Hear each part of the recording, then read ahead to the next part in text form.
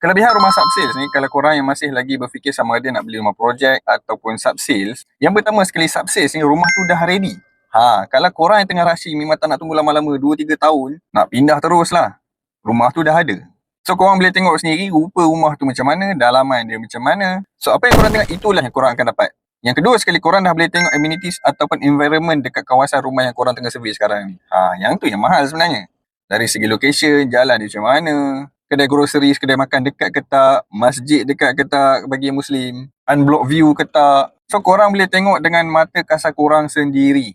So, berbeza sikit dengan rumah projek ni, korang belum dapat tengok lagi dengan mata kasar korang sendiri. Rumah tu macam mana? Buruk ke? Elok ke? Terbengkalai ke? Sebab tu korang kena tengok pada reputasi developer tu sendiri. Macam mana track record dia? Rumah yang dia buat tu sama tak dengan artist impression yang dia bagi? Dia janji nak buat facilities ni, dia buat ke tak? So, benda tu kena ada dalam checklist korang kalau korang nak beli rumah yang jenis projek. Kalau sub-sales ni, developer korang tak tengok dah sebab rumah tu memang dah siap.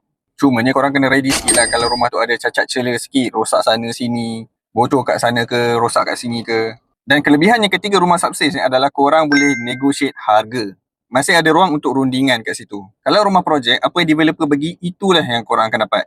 So, inilah kemanisan rumah sub-sales. Tambah-tambah kalau korang hire agent untuk bantu dari segi proses pembelian rumah korang. So, kalau babat nego ni, kalau korang tak pandai, jangan risau. Bagi je ke agent. Kami akan uruskan. Kalau korang tengah cari rumah area Johor, jangan lupa roger saya.